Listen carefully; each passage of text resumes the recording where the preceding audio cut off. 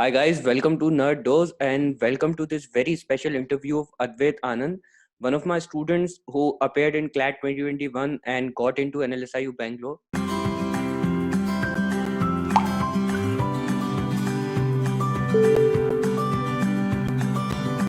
So today we are interviewing him. This is actually our second interview with him, but on this channel, this is his first interview where we are going to ask him about how to go about giving the mocks in the last month or in the longer run, how we can learn from mocks better, how we can analyze them better, and how we can ensure that we learn more out of our mocks by using our groups and improve our mock outcome by peer learning.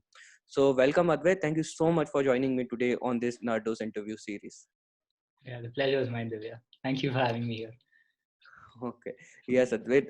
No, actually, the pleasure is for a lot of us and a lot of CLAT aspirants who are very eagerly waiting to hear you, because the last time we interviewed you, a lot of them said that you just infuse a lot of positive energy because you keep smiling throughout the interview. You generally have that happy demeanor that infuses all of us with a lot of positive energy. Okay. So since we are talking about mocks, tell me one thing. How was your mock score just 1 month before CLAT? So we are aiming to release it by the 19th of May, which is just 1 month before CLAT. What was your mock score back then? I think 1 month before I was probably doing like 80s, 90s max. So that was it. Yeah.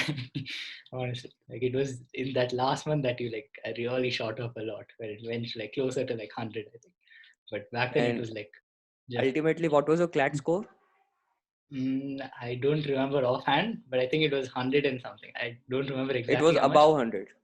Yeah, above 100. Yeah, it went like at least like 20. That's it. So, Oh, right. That's really nice. So, this is something that I've noticed with a lot of CLAT aspirant and CLAT toppers of 2021, because of the kind of mark that they were scoring in their mocks were not the same as the mark that they eventually got in CLAT. Their CLAT score eventually turned out to be some 10 marks or 20 marks or even 5 marks better for a lot of you. And you perhaps belong to that category. So, tell me about this. How did you go about selecting the mock that you want to give? Because I believe you had access to a lot of mocks, because in these days we have Telegram groups which provide a lot of mocks for free. What was the process? What was the entire mock selection process? How did you go about attempting them? What was the analysis process? So I want you to get us through the entire process, right from selection to the analysis part of it. Sure. So for a selection, like you said, right, you get a lot of them from these Telegram groups. And I'd also subscribed to like two. I had one coaching here and one online. So from those two, I used to some mocks that my friends used to take. And they used to say, this particular mock, this is a little hard. So I used to be like, okay, fine, this is probably a challenging one. I should try taking it, see how it goes, right?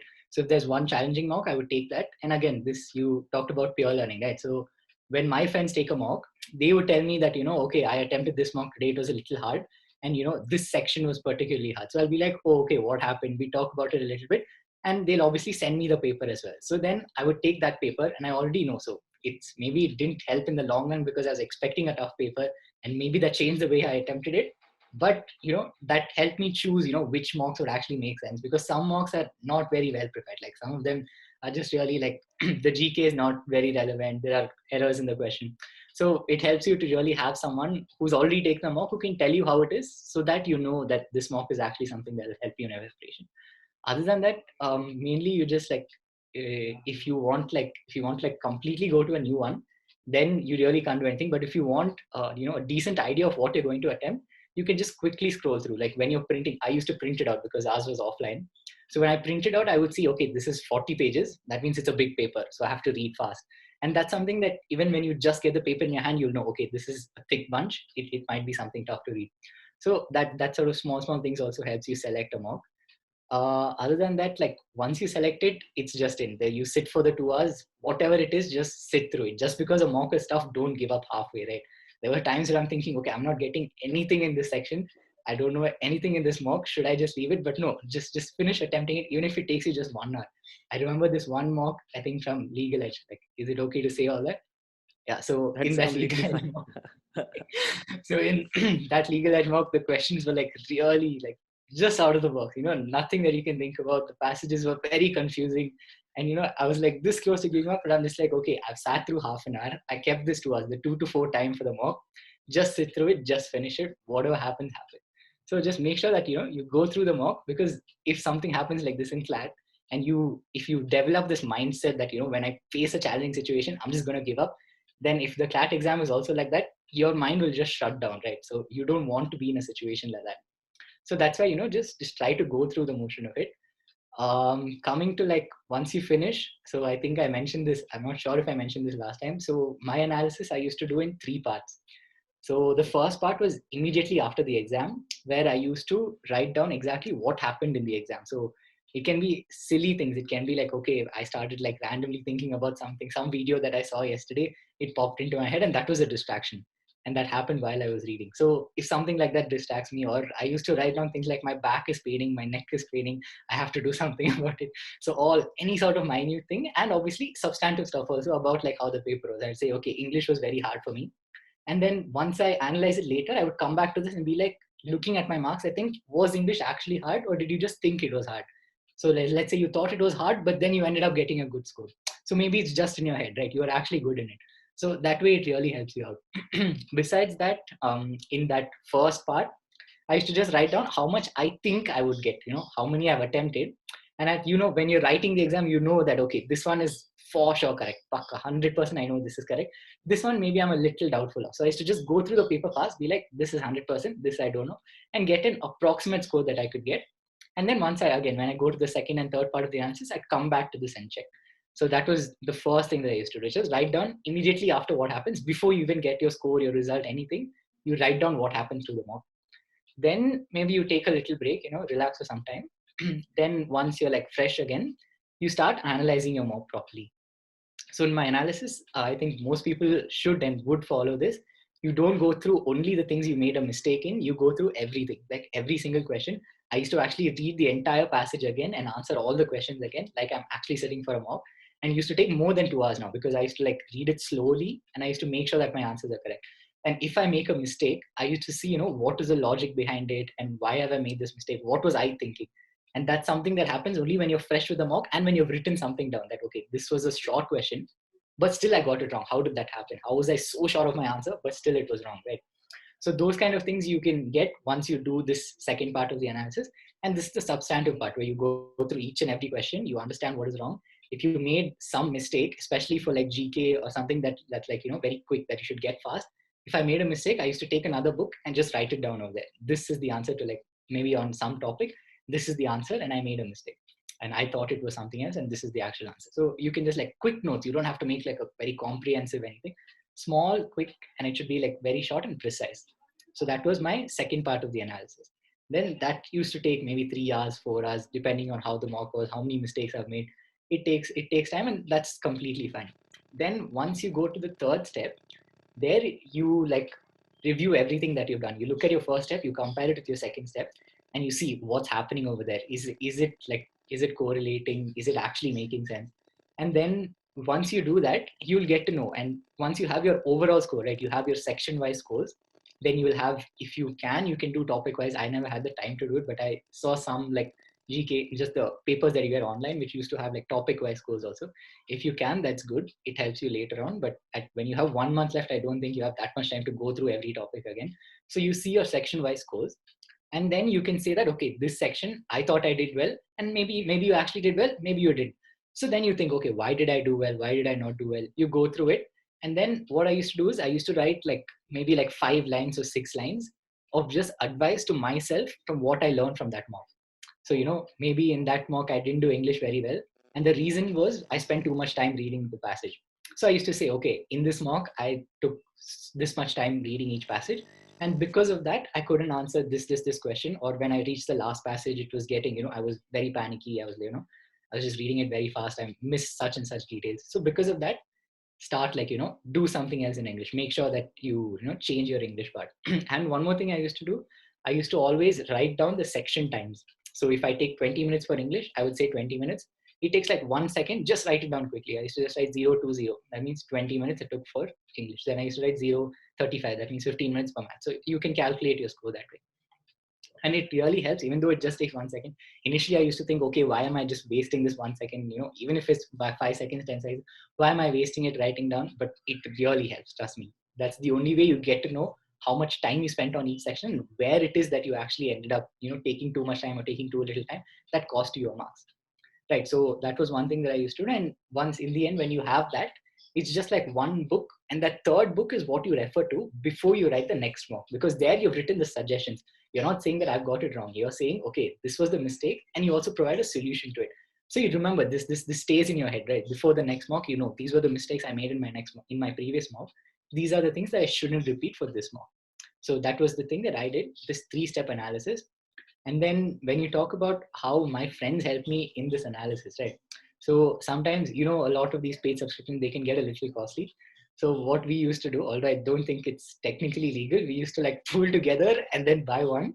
And we used to like, maybe either we'd split the mocks and then while we're analyzing, we'll explain to each other. Or sometimes we used to just, if it was online, we just attempt the mock together. We come together on a Zoom meet, one person opens it, we all solve it, and then we check our scores later.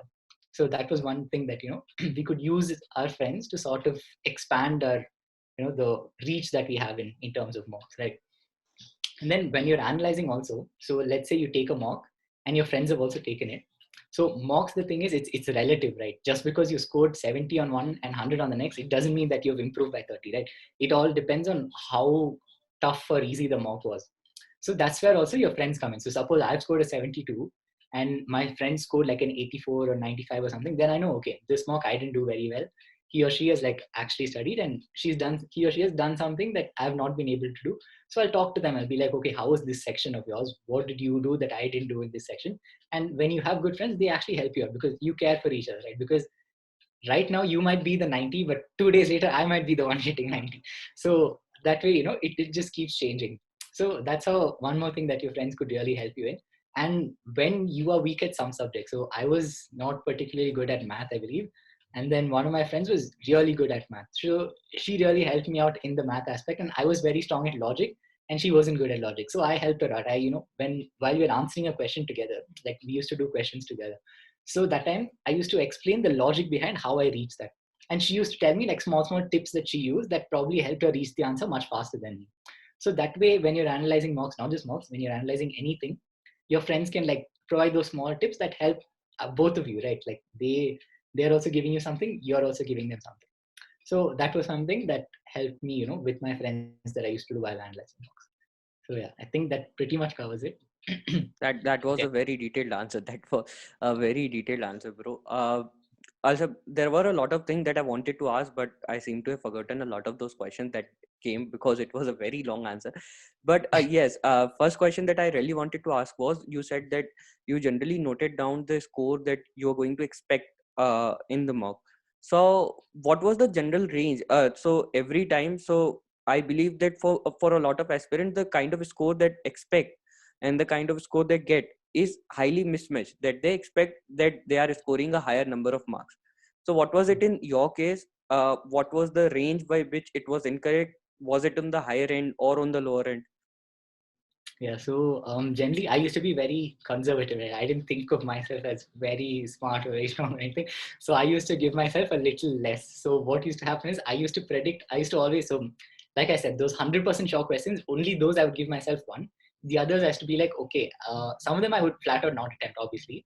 But then those I did attempt, that, I would again read the question and see, okay, there were two choices. And even now, if I think that the choice that I chose is the correct one, then probably I'll give myself that 1 mark. In like most of the cases, I used to give myself a negative, and 3/4 of the time, I think that used to be correct. I used to get it wrong. So I wouldn't say there was a very large margin in what I expected and what I got. And most of the time, what I expected was below what I actually ended up getting, because I used to sort of underestimate a little bit. So Okay. yeah, that gives you that little bit of inner joy. Okay, I expected this, but I ended up getting this. Yay. Yeah. Right. The So extra gratification, yeah. the unintended one. Yeah, that's Yeah. really nice. And another important thing that you spoke about was to force yourself to sit through those 2 hours, regardless of whether or not you're doing that mock. Because uh, I've been taking mock analysis every Sunday for a lot of my students, and I believe that many of them complain that they just blacked out during the mock. They just couldn't concentrate. They just got so demotivated by one of those sections that he attempted earlier that they could not complete the mock. So was there any, so while you state that the ideal course, the obligation should be to complete it in 2 hours, but has there been any time that you also were one of those aspirant who left those mocks, and how did you really got yourself to a state? Because it is very easy to suggest someone or advise someone, but what was it if you change yourself from Advaith who got tired in 90 minutes to Advaith who could stay on for 120? Yeah. So I completely empathize that it's it's a different feeling to be on this side. And I remember going through videos like this at 12 a.m. and I'm completely demotivated. I don't know what to do. I haven't studied anything the entire day, and I just sit and I'm like, okay, I'm gonna go through some videos, see what others are saying. So I've personally had a lot of these blackout. You just you just stop thinking, right? Your mind stops functioning. So many things I used to do. The first thing I used to do is just stop. Okay, just put everything down. 1 minute, just don't do anything. Just close your eyes, focus on your breathing, and just take 10 deep breaths in and out. Just relax.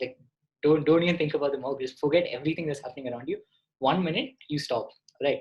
And then once you stop, you're going to lose some time. Fine. It's better to lose that 1 minute than to end up spending the rest 1 hour when you're in a bad state. You're not able to concentrate. You're not able to function properly. Just give up that 1 minute. Maybe you miss one question. Fine. But you're getting that much. You're getting that full chunk of time where you're back in your prime, right? So you try that. If that doesn't work, so sometimes there were situations where the question itself was very tough. I'm not able to get it. Just skip it. That's it. That's the best thing to do. Even if the entire section is difficult, you leave the section for now, go to another section, and then come back to it in the end. It might be that the section is difficult, or from our previous experiences from CLAT, maybe the question itself is wrong. So don't break your head on it, right? So that's the most important thing. If you're able to do it, do it. If you're not, then skip, come back to it later if you get the time. Sometimes you won't get time to come back. That's okay. But before you just entirely leave it, try to take a little bit of time, even if it's 30 seconds to 1 minute, just take that small amount of time, try to calm yourself down, take some deep breaths, forget about everything else if you can. I know that's something big to say, but just try to just your mind is already not functioning. Just sort of relax, try to take a few deep breaths and then come back to the entire question. If you're able to solve it, good, it's work. But if you're not able to solve it, skip, move ahead, come back to it later if you have the time. And in situations where I'm not even after doing all this, nothing is working out. I think there has been one mock where I sort of cheated myself. It's not an exam, but it was an offline mock where I just wasn't. I was very tired. I probably studied 4 or 6 hours just before the mock. I just taken a break for lunch and then I came back and sat for the mock. I wasn't able to function. There was this one odd, very less, don't use this a lot. One time where I just stopped my timer, took a half an hour break, came back and then started. And that mock, the score was very good. Okay, it went to 90s, but I knew, I knew in my head that that's not really what would have happened if this was an actual CLAT exam. But sometimes it happens, and it gives me that little solace that okay, I'm not really that dumb. Maybe I can I actually did something. But yeah, if that happens, that one off chance, that's it. So that's I've done it maybe once, maximum times, for sure not more than that. So don't use that as a precedent. But in case it's very bad, then it's okay. Yeah. No, we'll do this. We'll put the disclaimer: do not try this at home. Stunts performed by professionals. Okay. And since you also talked about bad mocks and sometimes the mocks questions being absurd or irrelevant, but there are also times when perhaps students are not completely satisfied with the kind of explanation that are given at the end of a mock question, and that really puzzles a lot of aspirants, that really confuses and takes a lot of their time. So were there situations where even you were not completely satisfied with the kind of explanation that were given, because now CLAT has become passage based, and did you then discuss it with your peers, and did that help, or what was your approach when you could not understand? Yeah, so definitely there are definitely multiple questions that you think you're so sure that you have the logic right, but then they give another answer. They give an explanation that maybe sounds right. So there's two situations. One is just flat out wrong. It's wrong. And in those kind of situations, when you're discussing with your peer, all three of you know it's wrong. Okay, you just settle at it. Maybe if you still, there's some amount of doubt, you can just Google it. If it's a GK question, you Google it, something like that. Or if it's just based on the passage, read the passage again, you'll get it. But it becomes a little murky, like you said, in passages where it depends on your logic, right? So you think your logic is stronger than their logic. That's when, again, your peer circle comes in, where we discuss. We sort of take, like, how we argue in code, where one person tries to defend it, even though we've got it wrong. One person tries to defend it, the other provides the other answer, and we just sort of we clash out, basically. Like on call, we just be like, okay, this is the logic, this is the underlying reason, this is how both of them came at it. Which do you think is better? And the third person be like, okay, yeah, I still think this is better. Maybe the explanation that they're given actually works out, or maybe ours works out. And when you're doing this, remember that, keep in your mind that you are writing an exam where the explanation is still set by them. So they have that, they have that little bit of power in their hands. So don't give a lot of power to your explanation unless you're like so sure that it works out. And even then, I think there have been situations where I just go to my teacher with that question, and then I ask them also. I'm like, okay, this is my logic, this is their logic. I don't think this suits. If you understand it, could you explain it to me? Or do you think that my logic works better? And it goes both ways. Sometimes they say that, no, this logic works and this should be the correct answer. Again, because of the power structure that you have. Or sometimes they'd be like, yeah, this question is wrong. Maybe, your answer was the one that's correct. So it happens that way. I think the best thing is just discuss with your peers, see what all of you think. Sometimes there's a conflict among you guys. Then you go to a teacher, you approach someone else, ask them, okay, this is the thing we've come to. What do you think is the answer? But there's no for sure like correct answer in these kind of situations. But it's just a gamble. Like, so now I remember. Now I remember there was some of the mock analysis classes that I have taken for you as well, where you were always, even in the legal classes, you were the person who used to argue a lot, and I used to give you a lot of logic behind why this answer was wrong, because every time you made a mistake, I realized that you were one of those few people in the class, and I believe the other two students of your group were those people who always used to come up with the arguments. Okay, please explain to us why this is wrong. And we used to argue till that end.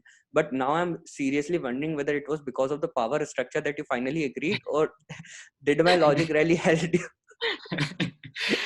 Because I think the logic really helps me out. Some of them maybe power, because after a point it gets frustrating to argue. There's no point, when someone does it. So, but most of the time, yeah, your answer like actually made sense and you sort of understood, but maybe that minute amount where that power actually worked out. So yeah. That's a great realization.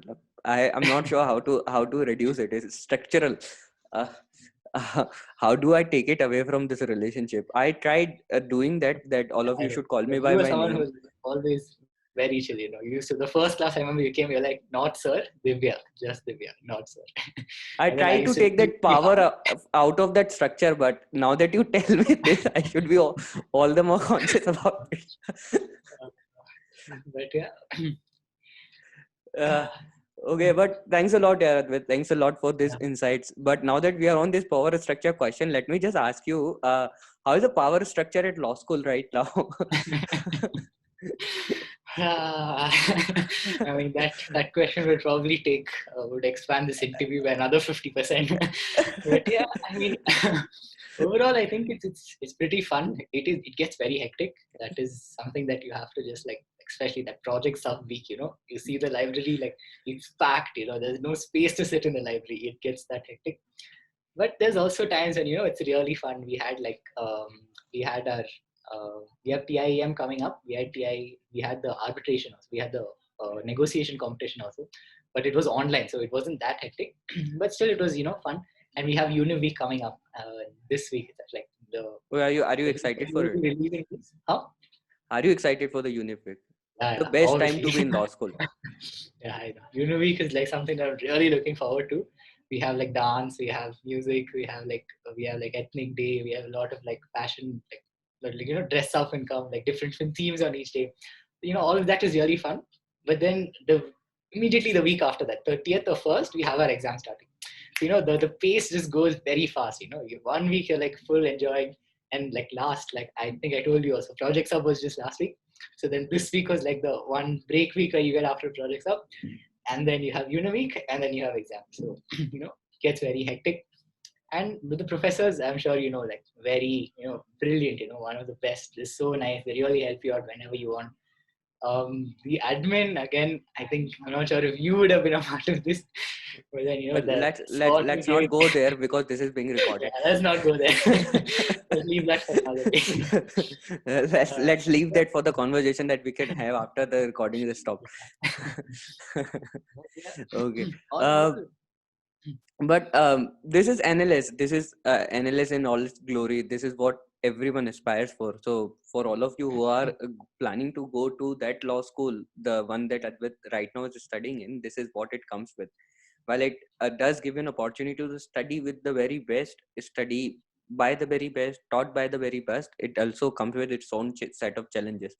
But as Advaith smile would probably tell you, it's worth it. Even if in its first year, if it's worth it, it's going to be worth it at the end. And on this note, I'll just end this interview. It was a short interview, but I do realize that a lot of you may have some questions that you would want to ask a lot of toppers. So please do let us know what are the questions that you have in the comment box. We'll try to get Advaith back again once, either during the uni week or right after his exams, just before CLAT, so that we can get more answers out of him. We can extract more answers out of him, either because he is willing or because of the power structure that he alludes to. Okay, and also do let us know in the comment. Advaith is going to read comment because he told me before the interview that he is subscribed to NerdDose. So if there are some points, there are certain points that you are going to remember with the timestamp probably, so that other people who come to this video can perhaps get benefited by. Thank you so much, guys. Thank you so much, Advaith. Thanks for joining in today. And let me just stop this interview so that we can take it to the interesting part. Thank you. Okay.